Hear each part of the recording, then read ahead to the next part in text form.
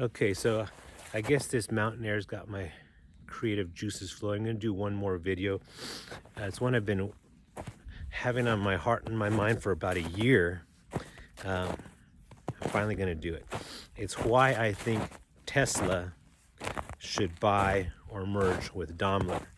Daimler is the parent of Mercedes-Benz. Okay, so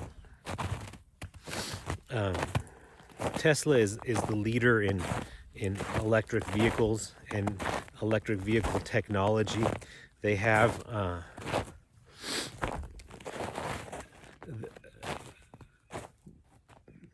their technology is great. They have the best engineers working for them. Their batteries, they're able to make batteries cheaper than any other company. They design them in-house. Everything they do is in-house from, not everything, but it's a way different model than traditional auto manufacturers. Their dealerships are in-house, and everything's it's very vertically integrated, and they have great batteries, great technology. They're a leader in autonomous technologies.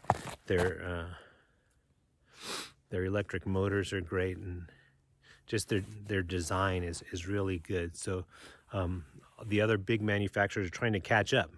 They're trying to catch up to Tesla, and Daimler announced little less than a year ago that they're going to spend $70 billion to ramp up their electric vehicle offerings and their technology in electric vehicles, right? So now imagine, they said that over 5 years they're going to spend $70 billion to get good at manufacturing electric vehicles, because they realize they're not, right? And so imagine if a year in, the CEO of Daimler came out and said, hey, we want to do a press release, a news announcement, and we want to say that our 2021 initiative to spend $70 billion to get up to speed in electric vehicles. Today, we announced we have accomplished that goal. And how'd they do it? They merged with Tesla. With a swoop of the pen, they have the best electric vehicle technology. Why? Because now they have Teslas, because they're part of Tesla. And they didn't have to spend $70 billion or 5 years doing it. The alternative would be to spend $70 billion to, in 5 years, catch up to where Tesla is today, and in 5 years only be 5 years behind Tesla, right? If they were to merge with Tesla, all of a sudden, they've caught up. Okay, so they achieved that goal. Now, Tesla made an announcement that they want to build out their infrastructure, their dealer, their servicing and their dealerships and stuff like that over the next 5 years. So what if they came out and they said, hey, we have an announcement to make. Our goal of distribution worldwide, we achieved it today, because now you could walk into any Mercedes-Benz dealership and buy a Tesla and take your Tesla to be serviced and have a parts department, right? And where are Mercedes-Benz dealerships? They're in every best market in the world. If there's a market where it would be good to sell Mercedes, there's a Mercedes-Benz dealership. And who works there? The top salesman, right? The top service people work at the Mercedes service department. The top parts people are there, and so let me give you an example. In the town where I live in, the biggest town nearby is Temecula, and they do have a Mercedes dealership there, and I saw Tesla run ads for about 5 positions, and so obviously they're trying to get some type of retail presence there in Temecula, right? So they ran an ad for like a salesperson, a service person, and a support person, stuff like that, right? There was like 5 positions that Tesla was hiring for in Temecula. So imagine if the HR person from Temecula or from Tesla got resumes or applications for those positions, and it was the top person from Mercedes wanting to be the salesperson there, and the top person from Mercedes wanting to run the service department, and the top mechanic, and just 5 of the best people at Mercedes all applied for those jobs. Would she be absolutely blown away? Like, oh my gosh, this is the dream team that I would have wanted to hire for. And in every other town that Tesla was wanting to expand to, they were getting applications from the top people at Mercedes. And in the application it said, oh, and by the way, you don't need to build a facility for me. I already have a facility that I work at. And you don't need to build a service bay. I already have one. It's already fully tooled. And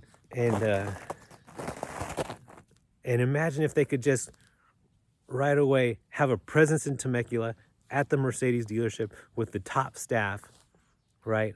A nice location, right? When you walk in, it's like, okay, I could spend $100,000 on a car here. That's what it looks like. It's the best retail space in the area, and with the best people, most experienced and everything. By contrast, what they actually did, I've seen the Tesla dealership, if you want to call it that. It's not in a good area. I mean, it's super industrial and really no frills. One of those tilt-up concrete buildings, and just not retail friendly, not anything really friendly. And there's a couple young kids working in there, and it's not really a place where you could really buy a car. And the service bay, it doesn't look like, hey, that's where I want to buy and have my $100,000 car service.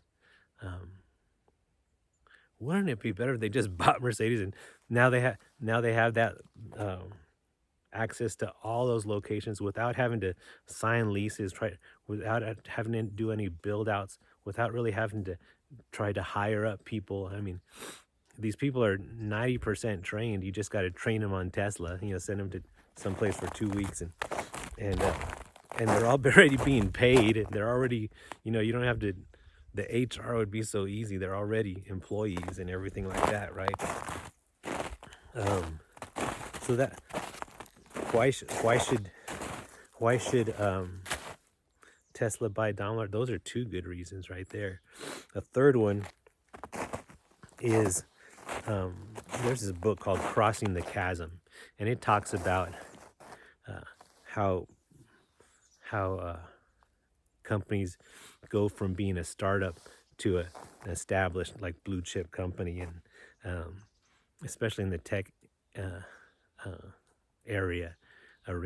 And so they initially sell to visionaries, right? Because they have this product and it's exciting, and it's at the bleeding edge, and who wants to try that product? The visionaries, right? And maybe the infrastructure isn't there. Like, think about a Tesla. Say, when Tesla first came out, say, well, shoot, I'm gonna buy a Tesla. Who says that? Someone that's a real visionary, because it's not easy. One, there's no place to go buy it. You have to buy it online. So you deal with that. And then, how do you charge it? How do you service it? How do you get parts for it? And the visionary's like, I don't care. I just want the latest and greatest, the bleeding edge technology. That's what I want to buy. And that's a very small market. And Tesla did dominate that because they were exciting, and they had these fanboys, and that, hey, Tesla's it. It's EV, and there's this whole other part of the market that's like, I don't know. How am I going to get from here, point A to point B, if there's no charging station in between, right? The visionary's like, I don't care. I'll figure it out. I just want one, right? But that's a very small market. Tesla dominated. Then the next level is the early adopters, And they're kind of along that same vein of client. They don't really care about, um, they don't need the buying process to be simple, right? And the ownership experience to be painless. They just want it because they want to be the first ones with it. And in reality, when Tesla first came out, and still today, it's not the easiest car to buy. It's not the most painless process, right? So the early adopters are the ones that are the visionaries. The early adopters are buying it. But the big market, which is called the early majority, then the late majority, this is the huge market. Now, they're a different buyer. They need it to be a little bit easier to buy and own, and all those pain points taken away. And they need to see track record first before they jump in, right? And that's the big chasm that especially tech products have to get over. That chasm between when they're selling to the visionaries, the early adopters, and then they got to make it painless to get to that early majority, which is the big market, right? So Tesla is making inroads into that early majority, but and fortunately, millennial buyers are more flexible than the generations before them, right? And they're more open-minded, and Tesla's making inroads there. But to really get into that early majority, they got to be easier to buy and service and own. And if they had those Daimler dealerships and those service places, and that would open them up, and track record too, because Tesla and Mercedes merge. It's like a Mercedes. I feel more comfortable buying that because it has, you kind of like buy the track record of Mercedes, and I could go get it at that really nice dealership where they take real good care of me, and I feel comfortable servicing my car there because those people are experienced, and that would be much more palatable for that early majority and that late majority and that huge part of the market. So I think Tesla merging with Daimler would really give that early majority, late majority buyer this comfort level that, okay, I'm ready to buy a Tesla now because they're part of Mercedes. Another reason, there's this company called Lucid, right? And they make this high-end electric vehicle. It was actually named the car of the year in 2021. They're still very early in. And Teslas, they're somewhat Spartan. I mean, if you look inside of them, they're somewhat Spartan. And they have phenomenal technology. And if that's your thing, I mean, the technology in them is tremendous, right? That big old flat screen that's in there, and the battery technology and the autonomous driving technology. But if you like the creature comforts, it's a little bit lacking, to be honest. I remember one of my earliest exposures to a Tesla. I was at this balloon and wine festival here in Temecula, and Tesla had a booth, and they had that Model X out there, and it was new. I had never seen one in person, if you will, and it was kind of cool because it had the doors that open back, that pop up, right? And so I said, that's an interesting car. Let me go take a look at it. And it was pretty cool how the doors opened up. And I like sitting in the back seat when I'm looking at a car, just to see how much room is back there and stuff. And I sat in the back, and I opened the door to sit in the back seat, and it looked extremely Spartan. I mean, it wasn't leather. It was like that, they call it vegan leather, and it was dark. It was all black. The carpeting in it was very not high quality carpeting. Kind of like you would see in a school bus or something like that, and the chair, the seats, you could see the metal thing that it was on, like a school bus. The finish just wasn't that wow. It was dark, and Whereas, you open the door of a Mercedes and you sit in the back seat and you're like, man, I'm sitting in $100,000 car. You could tell. I mean, they're good at that. And there've been complaints that Tesla, their body, the, the gaps and stuff are not super good, and the paint is not super good. Whereas, Mercedes is good at all those things. And so let's say you want to spend $100,000 on a car or more, right? You want to get something that's, bleeding edge technology, sure, but also kind of nice, And so imagine you could get a Mercedes interior with all the muscle of a Tesla. That would be awesome. And then they would blow Lucid out of the water. Because why? Because Lucid, again, it's new and it's like unproven. But now you got Mercedes is proven, Tesla is proven, and it has that all the creature comforts of a luxury vehicle that you'd spend $150,000 on. That's the one I'd want. I'd want all the the Tesla full self-driving and the Tesla battery pack and the Tesla technology, and then the Mercedes luxury on top of it. Wow.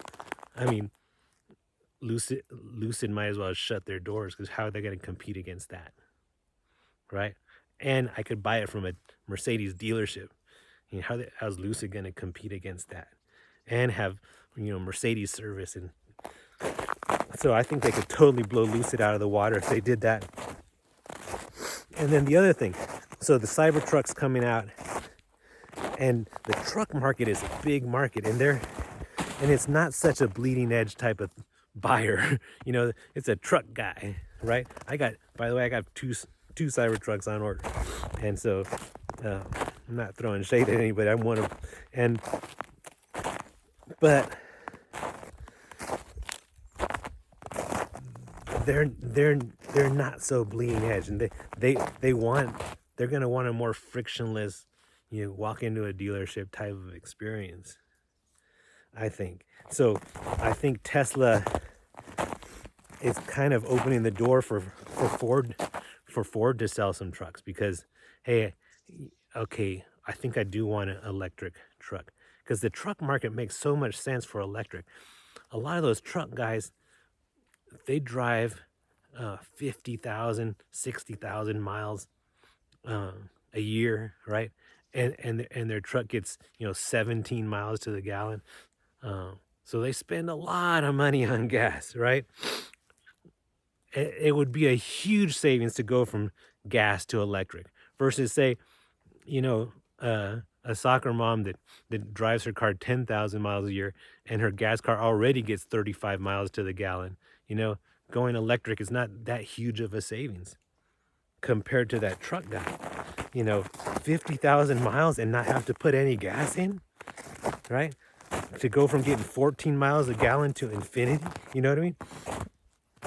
That's a huge, so I think they're gonna wanna they might be kind of open to an electric vehicle, even though they're kind of not a bleeding edge type of guy, right?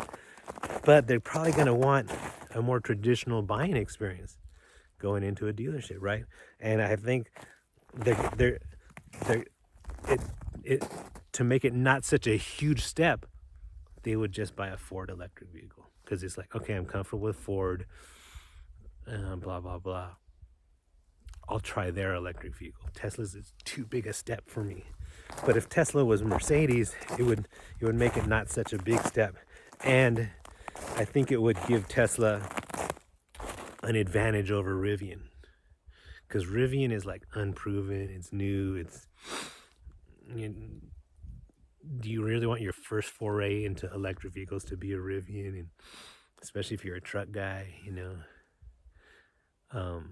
so I think if Tesla went with Mercedes, they could really have one up on their competition, including Ford, right? Because the advantage that Ford has, they don't really have no Rivian, Lucid, by merging or buying Daimler. and they're able to do it. They have the market cap, they have the cash. It's a really simple transaction. I don't think they even need to go to they don't even need to go to their shareholders, because it's a small part of their market cap that they would be using, because Tesla's around $1 trillion market cap right now. Daimler's, it's much smaller, right? So yeah, they're like at $80 a share right now. They could do it numbers wise, and the advantages that they would have for both companies,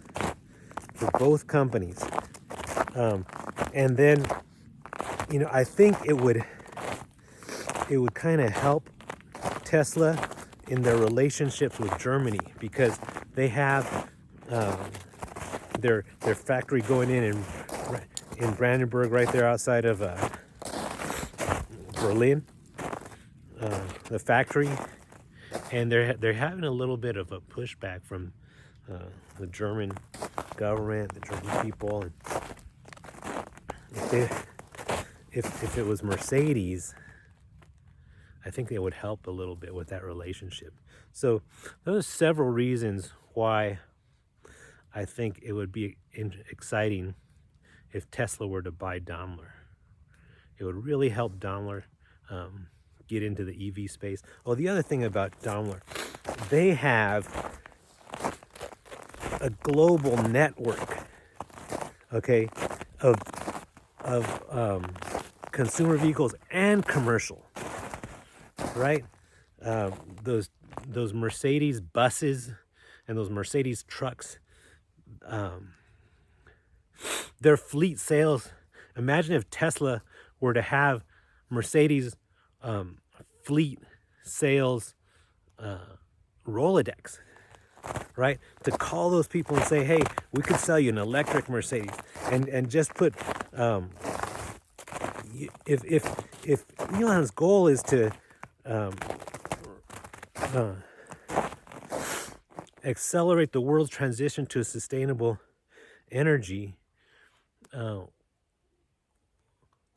why wouldn't he want to sell a bunch of those commercial vehicles electric too?